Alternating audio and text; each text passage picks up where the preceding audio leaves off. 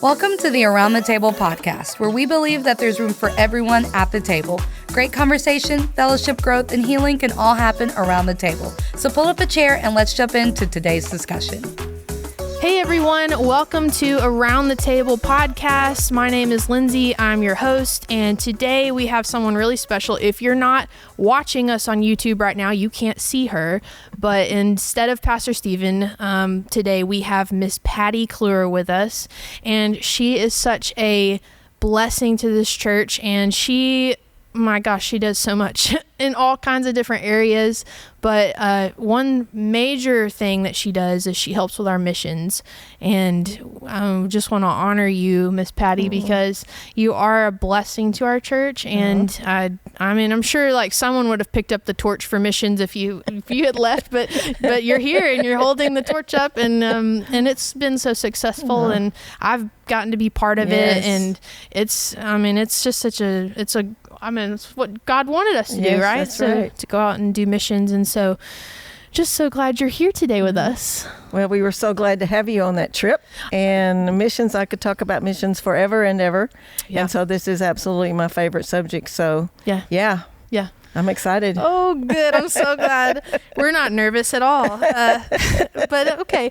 Well, I just want to jump in, and I guess our main goal here today is for anybody listening is that we want to talk about missions because for whatever reason, the back half of the year for our church tends to be very missional. Outreach, right. Very outreach driven. When we September, we start life groups, which isn't technically like an outreach, but it can be. Yeah, very much. Yeah, and there's some people that do outreach life groups. And then October, we do block parties. Yes, and that's coming right up. I know, it's coming up next week at the time of this recording. Hopefully I get this out before then, in the name of Jesus. But then we have that, so that's very evangelistic. And then November is at the movies. Yes. And it's our very evangelistic series. And then in December, we have Sunday Before Christmas, which is where we go out and we bless people in need with Christmas gifts and things like that. And the ladies' brunch always has a lot of outside people. Oh, yeah. There's several tables that they have at the ladies' brunch. So, like, we just really devote a lot of time at the end of the year for mission work. And so, with that said, like, there's so much coming up, and we just want to help maybe inspire you to be part of missions. Okay. Yes. So, all right, let's just jump in. Miss Pattie, how and when did you first get involved with mission work? Well, in June of 2000, Craig Wilson offered to take a group from the singles ministry that we were leading at the time to a place near Monterey called El Carmen. There's a Bible school there. They had taken the youth there before, and he offered to take a group of singles. And so I had been on my heart for a long time to do missions. And so we did it. And it's just changed our life forever. The last 24 years are not the same because of that one trip. Yeah. Probably close to 150 people have gone on team trips. And every time I get to see Craig, I just thank him just over and over again for the impact he had in taking us on that first trip. Yeah. And you said that was in 2000? June of 2000. Wow, that was like almost 25 years ago.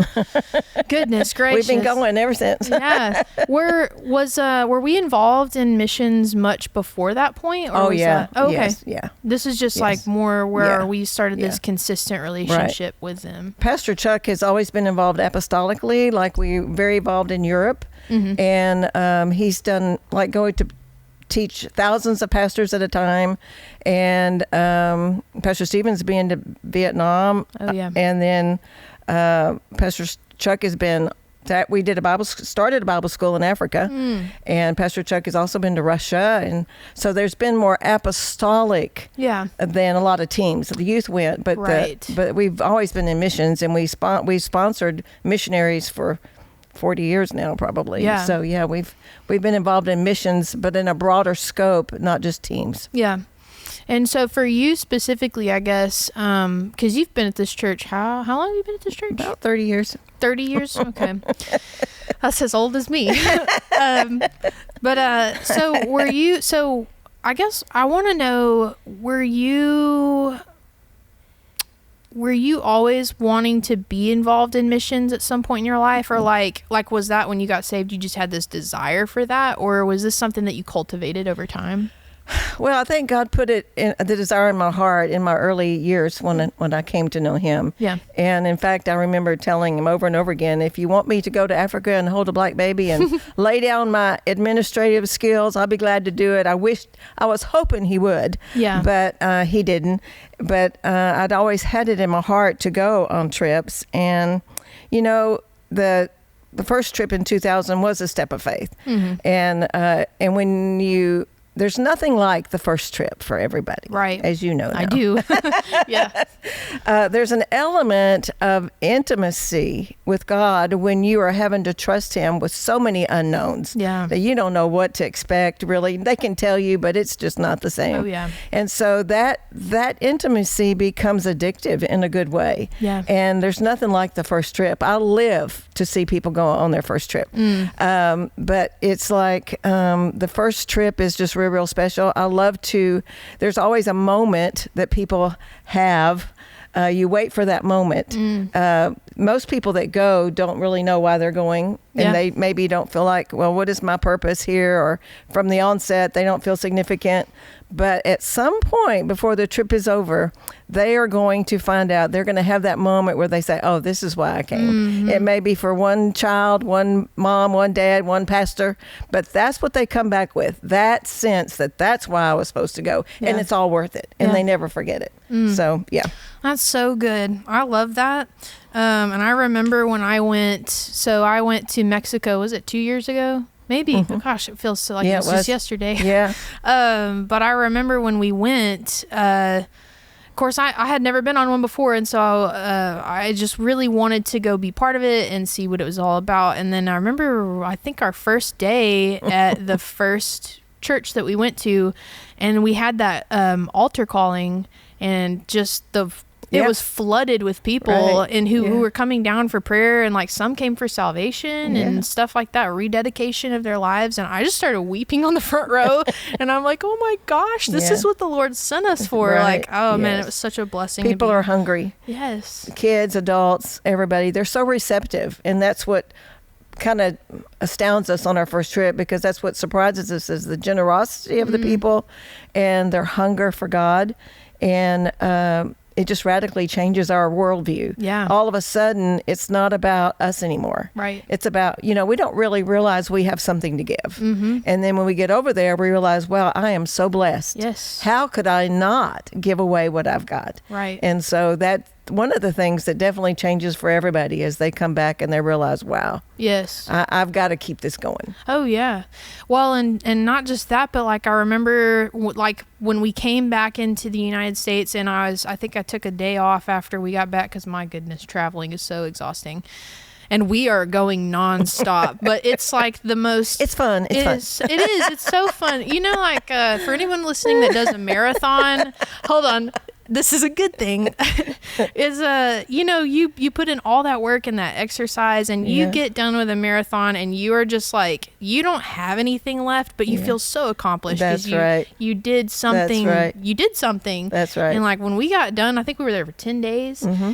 And we went to 2 churches, and we saw how many different churches came to visit, like to be part of those conferences, and 26 in one, and 25 to 30 in another one. Yeah. I was like barely awake on my feet by the end of it, but I felt I was like, my soul has poured out. And so I feel, though, while I have poured out, I don't feel empty, though. It's a good tired. Yes, you feel fuller. Yes. I felt so full. It reminds me, I always think about Eric Lytle and when he was trying to explain to his sister why he had to run in the Olympics. Oh. And he said, you don't understand.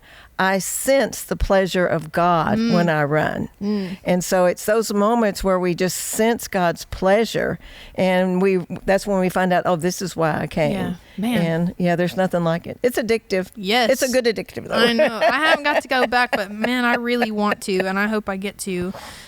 So let's see. What are some ways that you've seen the hand of God move when you've been on the missions, but I guess also after, when you've gotten back from the missions? Well, for sure, when we're there, we see people's lives changed, and there's a relational exchange. A lot of people say, "Why are international missions still important? And is it really still significant?" And it's interesting because we've had conversations about that with our international host, and we've said, we've talked about how many churches aren't sending mission teams anymore. And some is because they didn't start back after COVID, and some have just decided to send money, and sadly some are just not involved in international missions at all. But we've asked our hosts, would it be better if we just sent the money that it's costing us to go? And emphatically, just this last week, we met with 3 of them, and the conversation came up again, and they were just commenting about the impact that the teams have had on their people. And they said, no, it's just so important that people go, that there's just an impartation that happens. When you are giving out from who you are, whether it's teaching, encouragement, there's an exchange, a relational dynamic that that they receive. They value what you're giving, and so they receive the benefit of it. They really want what you have to give, and so you just walk away feeling like they received, and it's impactful to you. And then when you come back, those relationships don't go away. Like, even if you don't go back to the same place, you have people you remember. I mean, it could be a lady. There was one time I was a clown. And we were at a nursing home, and we couldn't go out and do our parade like we were normally going to do, because it was like Good Friday or something, and the main church there wouldn't let you go do that in the park because they still had control. And so we went into this like a little warehouse, and all these people were brought in from a nursing home, and we just ministered to them and had a little mini festival with them and just had such a good time. And this one little lady came up and started hugging me, and she started praying for me in Spanish. I didn't have a clue what she was saying, but all of a sudden I am just weeping almost uncontrollably because this woman is praying earnestly for me. I'm there to minister to her. She's praying for me. And by the time I left, instead of having a clown face, I was one big Smurf. It was all one blue. I looked, the rest of the day, I looked really bad. Smudged all together. But it's those moments that you bring back that you never forget. In fact, someone got a picture of us hugging from behind my backside and her, and it's in my bedroom. I mean, it's like, man, I'll never forget her. I'm going to see her in heaven. See? And so things like that change you. Yeah, I was thinking while you were talking about how, like, I guess if we sent money but never sent anybody over there, like, I'm sure that would help them in some way. But when I asked someone the other day it was Heidi, Heidi Leverett, who goes to our church. I'm sorry, Heidi, that I blanked on your name.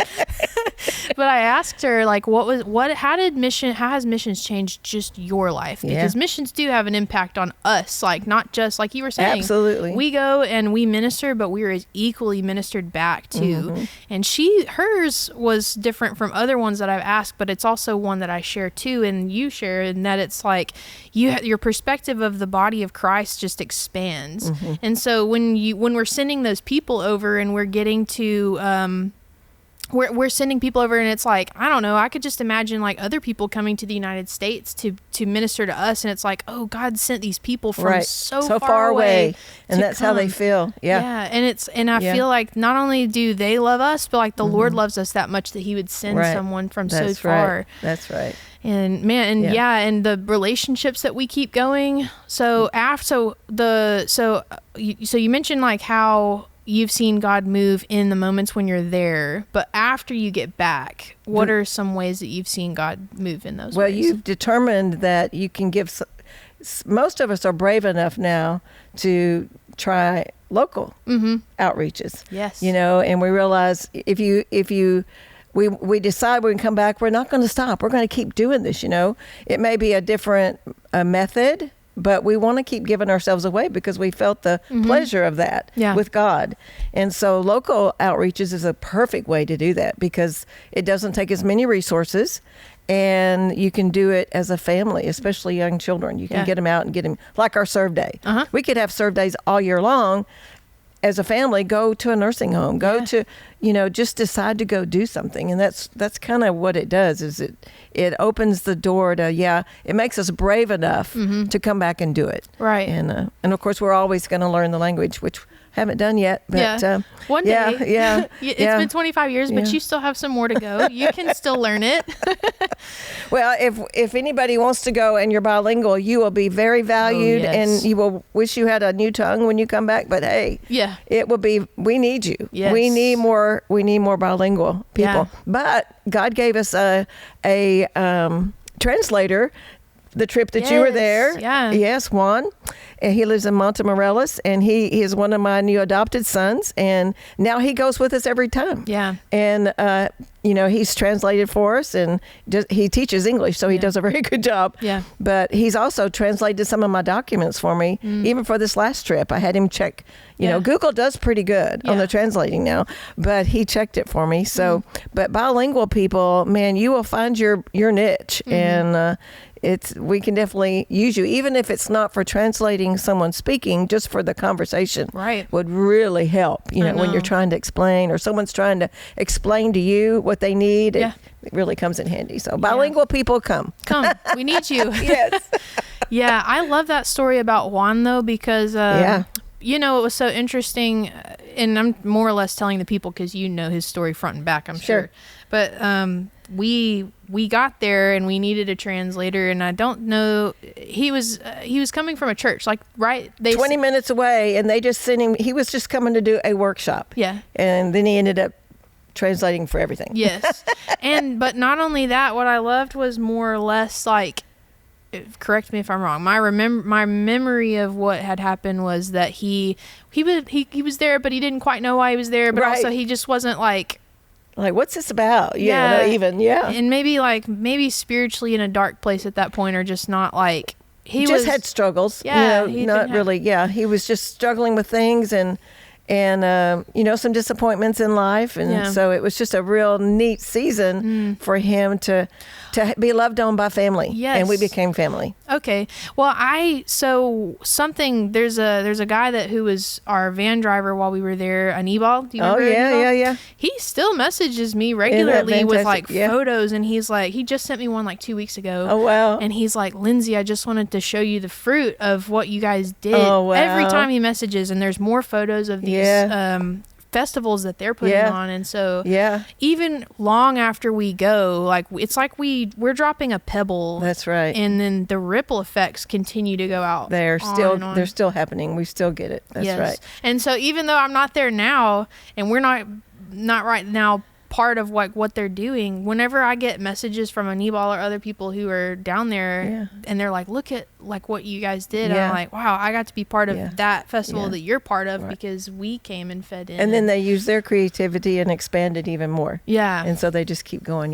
That's great. In fact, Logan one time helped him fix his van over the phone. Like, they sent pictures back and forth, and because Logan's a mechanic, Logan was able to help him look up what part he needed on the side of the road, helped him get going again. I mean, it's just those relationships. It's like family. I know. Let's call your brother Logan. Yes. Who cares if he's that far away? I love that so much. I wanted to ask too, so what does being part of missions, whether they be local or international, how does what is yielded in the lives of those who go on the trip? Not the people that we're going to help, of course, that's our goal, but what changes or what fruit is born in the lives of people who take time out to go be part of a mission trip? Vision. Your life is not about you anymore. And that changes everything, because life demands that we make it about us. I mean, in our society, for sure, in the Western culture, we have so much, but it just changes our whole perspective, and we have a purpose beyond our job, beyond anything in the natural. We realize heaven's more real. We realize spiritual things are more real, and we just have a sense of mission. And if you go through life with a sense of mission, and then sometimes when we get to go back and see the fruit too, like we hadn't been in Mexico in 15 years, and we went back and we saw 3 main churches that our very first church that we went to in that year, June of 2000. The pastor was discouraged when we got there, and we were just a shot in the arm, and he became a shot in our arm. Yeah. And we adopted that family, and now going back and look, they have this little bitty room that was just full of mainly 100 kids on their knees worshiping God with all their might. Now it's a big church. His kids are now grown, leading worship, dynamic worship.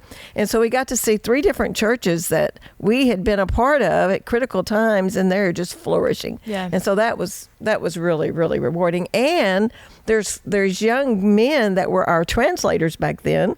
In fact, one of them is now a member of our church. He's a doctor from Nicaragua. Oh, wow. And so he is now married to one of our members and is going to live in America if he can. But he helped us get in a hospital. And then we got to provide beds for families that were coming to stay from a long way to visit. We got to go to cancer hospitals, children's hospitals. But anyway, he was one of our translators just in the back of the van helping us, with just translation. And he helped us get in the hospital because he was a doctor. But now, that relationship is even better because now he lives here. Yeah. And so those relationships. But there's some of those young men that were our translators that are now pastors. Yeah. And we got to go see their church and see how God's using them and flourishing them. And so all that's so rewarding. When you get to go back and the relationships, it's just like going home. Yes. Yeah. Everywhere. It's like going home. I always felt so I felt brokenhearted to leave. And I was like, I was here for 10 days. And I didn't even get to see everybody for all 10 days, but it was like leaving these people just felt like I was leaving your family. Yeah. It's amazing how God knits your heart together with these people, Absolutely. And I think it's like it's still you can kind of get that experience whenever you go to the grocery store and you meet a genuine Christian and you're like, oh, you and I love Jesus and we love so we're brother and sister. You kind of get that. But then when you go to another I don't know, when you're going on mission because you're hands in the dirt and you're just down in the grit with all these people, and it just knits you together with them. And I love that. I love that aspect of it. Well, Ruth Martinez was the one that really planted the mission vision in our heart, because when we first were taking teams, we didn't have cell phones then, and we were always trying to record her stories because she's full of miracles. I mean, the miracles that God did in that place. Goodness, yes. And so we'd always fight over who would get to be in her van and hear the miracles. But there's miracles still going on. And so it's like miracles just become such a, well, of course, God's going to do it, and it increases your capacity to believe God for miracles too. Yes. So, we've just seen, and now it's, it's even still the result of those trips. We've been to India with Sister Ruth, and now the daughter in Nicaragua we've been going there 10 years, and then the daughter now in Puebla. So it's all just one big family, but then there's 400 Centers of Faith, Hope, and Love in Mexico. So there's a lot of fruit that we can still do. I love it. Yeah. Very good. So let's see. How do local missions differ from international missions? I think we kind of touched on this a little bit, but I'd like to talk a little bit more about it. And not just that, but why are they important? Why is local mission work important as well? I think it's because it keeps the fire going. It's too easy to come back and just get back in the routine of life. Yeah. And not only is it a way to reach people for Jesus, which is the main reason, but it keeps you centered on evangelizing. And that's your only reason for being a Christian, is that you reach other people. And so it's just an open door to reach people. So internationally has the element of risk.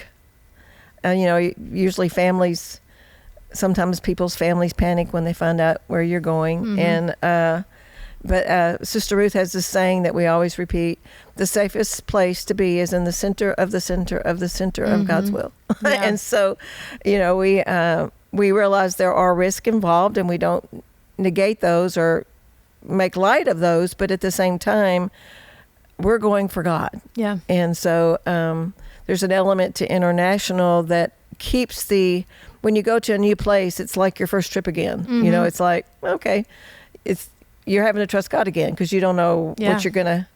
A lot of people are afraid about the food, or Yes. Yeah. they're picky, and so they're afraid they're not going to eat. Yeah. Well, we used to take back in the day, we had 2 trips where the singles would take, and one trip would be without children, and the other trip the single parent could take 1 child.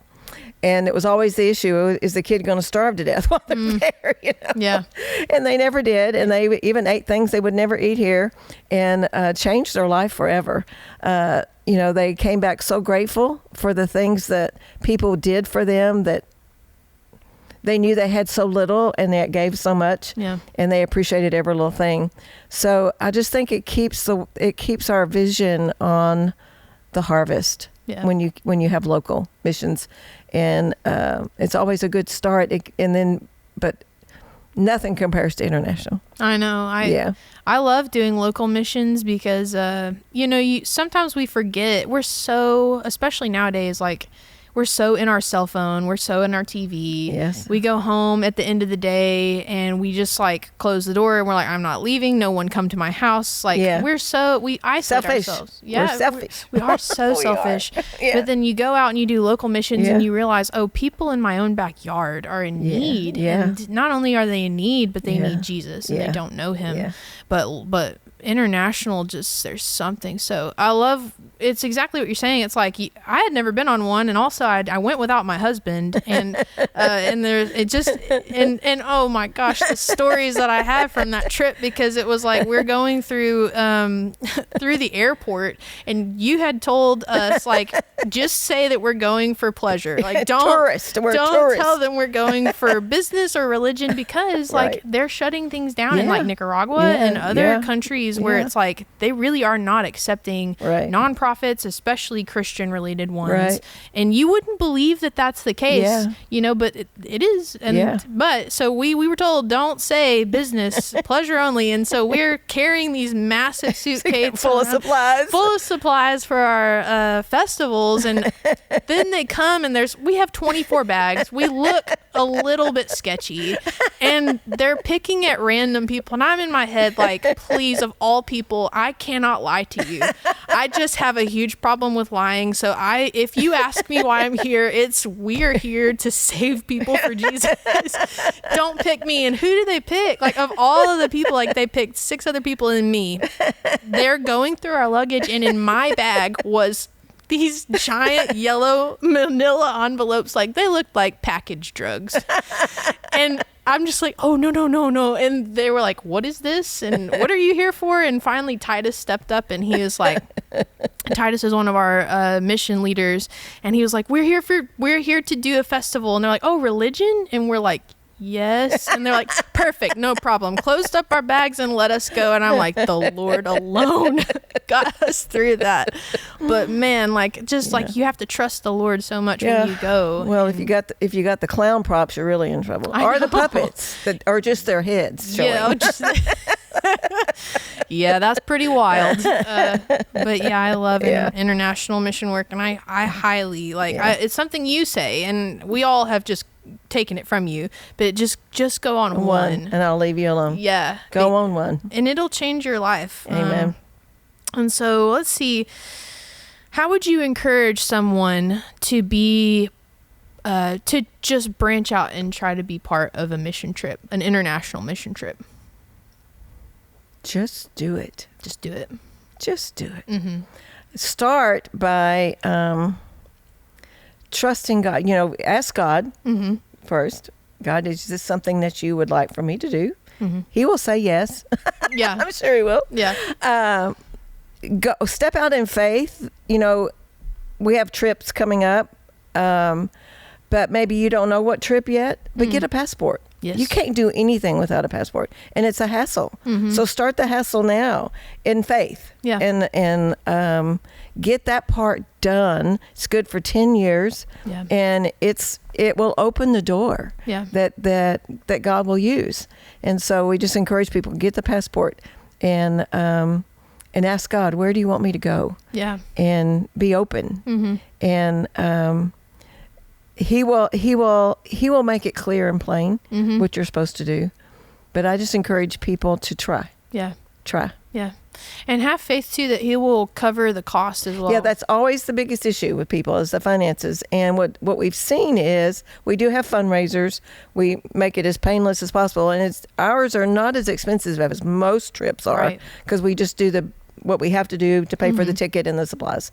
And but we have seen over and over again, God just moves. Like when you step out, God makes it happen. He just makes the money come in, and you'll be surprised, because that's going to be a way that your faith grows. Too. I know. So, for me, nothing that we do that's going to make us grow feels easy. Right. If it was easy, then it wouldn't take faith. Right. And so, you want it. You need it to be costing you money, time, and faith. Yes.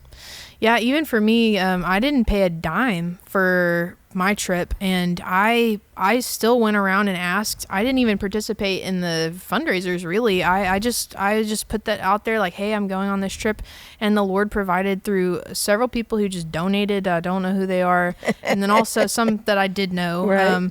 But my whole trip was covered, and so the Lord will provide 100%. Well, there's some that are called to go, and there's some that are called to send. Yeah. And so both receive the reward. Right. And so there's people with the gift of giving, and they are looking for valid opportunities to sow. Yeah. And so missions is always a good option. Yeah. And so there's people that want to give. Yeah. And if you reach out, and we do have little letters that we help, you can send this letter and explain what you're doing, what your needs are, and all of that. So, yeah. Yeah. What's one last thing? Do you have any last words, or what's one last thing that you would say to someone who's listening to this podcast about missions, like something you want them to know, or an encouragement of any kind? Well, our whole campaign this time, and especially our upcoming interest meeting, is one time can change everything. And literally one trip, even if you just go on one and don't go on another one, you'll never be the same. Yeah. And so you may find out that you're called to go to more than one. Yeah. And but it will change your life forever, and you'll never regret going. I've never heard anybody regret going. Ever. And all those many people. Yeah. When we used to go to Mexico, the trips were a little bit more strenuous, because we would do all the festivals and do 3 in a day and set up all the sound and the lights and everything. Bless. And so we obviously can't take all that in an airplane. So a lot of that now falls on the churches to provide, which helps physically. But we meet as a team 9 weeks before, and that's what bonds us. Yeah. And so that's the commitment to a trip, is the gathering the group together and the team meetings, and you become so close. Yes. There's nothing like it. There's people we went on trips with 24 years ago, and maybe I haven't seen them. They've moved away, but that relationship is just as close as if they walked in the door. It's like once you do things like that together, or when you've had some struggles, maybe some of the aspects of a trip was hard, but you did it together, then there's a closeness there that's just solidified. It doesn't mean everything's perfect on a trip, but it means you went through it together. It's like being in the military, and you've struggled together. There's a bond there. Yeah. And so it's just an amazing opportunity. Yeah. If you don't mind me adding something as well, because we could go home on that.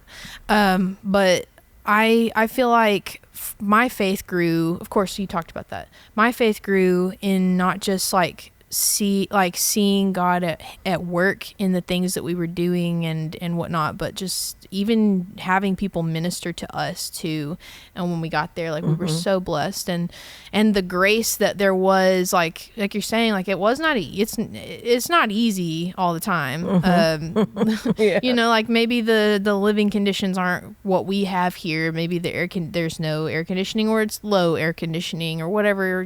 People can tend to get under each other's skin, or under on each other's nerves, but the Lord just gives such a grace to it, and he just expands your heart, I think, for not just the people that you're going to to go serve, but also the people on your team. And I don't know, I felt like my heart grew like the Grinch, 3 sizes. After I got back, I was like, I just love everybody. Yeah. And I just was so thankful for everything that I had. Yes. I remember standing in my kitchen. I took the day off. I was trying to tell the story earlier, but I got sidetracked, and the air conditioning was blowing on me, and I had my cup of coffee, and I in my house with my stuff, and I remember looking in my closet, and I was in tears, just I have too many clothes. I don't even need this. I survived on 10 days, and and I ended up giving away, not that everybody has to do this, and I'm not bragging, but I just was I don't even need all this. So I gave away half of my clothes, and I did, but I was so thankful. I was praising God. I was thank you for air conditioning. Thank you for running water, for clean water that I can just drink out of the tap, because in some countries you can't just drink the water there. We can't, because we're delicate little stomachs. But please anyway, don't drink the water. Yeah, don't drink the water down there. But yeah, it's just such a we realize how blessed we are here, how the Lord has given abundant, and because we have so much, and how we're so blessed, that we ought to go out and pour that out to other people. But well, we don't promise this, but there was, on this last trip, there was one team member that was actually prophesied over twice by 2 different pastors that weren't together. Didn't know each of them said it, but they both said the same thing. Wow. And so that doesn't usually happen, but hey, they got ministered to big time. I love that. I know. Man, I'm gonna have to figure out who that was and go ask them about it. But yeah, we're gonna wrap it up, but we have if you were inspired by any of this, even if you weren't super inspired by it, please come anyway. We have our missions interest meeting on November 3rd at South Campus, and it's at 4 o'clock. 4 o'clock. 4 to 5. 4 to 5. It won't be a long time. No, it'll be real short, and but you'll get all the information you need, like the cost of the trip, where they're going, what the dates look like, what you would need, the plans leading up to it, and everything. If you have a ton of questions, they will be answered. Yes. And I feel like you'll still be even more inspired by just coming to that meeting. And if maybe you come to that and you're like, okay, that's not for me. Maybe you are the one that the Lord you're the one who sins. And there's lots of things people can do here. Right. We have 24/7 intercessory prayer going on when we're gone. Yeah. And before we leave and when we come back. Yes. And then we have people that sew clown ties and all kinds of stuff. There's stuff that people can do here. And so, but there's also other trips that may come up. So there'll be a way for you to say what you're interested in, and if other trips come up, besides the big one we have planned next June, then you can let us know that you have a heart to do like a ladies' meeting somewhere or something other than what we're doing in June. Yeah, so there's plenty. Just come. Yes, just come. November 3rd. November 3rd. Sunday, South Campus, 4 o'clock. Yes, you got it. I'll put that on the screen as well for the people watching on YouTube. Excellent. But anyway, thank you, Lindsay. I know I've talked a lot. It's such a pleasure. I was so glad that you were available, and that you put up with me inviting you. You didn't want to do it, but it's okay. We're really glad that you were able to speak into all of this for us, and on behalf of everyone watching, quote, Around the Table, we're just so glad that you were here today. Praise God. And we're so glad that you guys joined us around the table today. If you have any questions for future podcast episodes, like you'd like us to do a Q&A, or if you have a topic you want us to discuss, you can send that to us. We have a couple different ways. You can send it through email to aroundthetable@wearencc.com. You can text the word table to 903-200-3808, or just go to our website, wearencc.com. We've got on the homepage, you can click a button, it'll take you to our page, and it'll show you different ways to send all that. Or if you find us on social media, New Covenant Church, you can send us questions there. But however you want to send it, we'd love to hear from you. We'd love to have you be part of the conversation in that way. But otherwise, until next time, have a great week.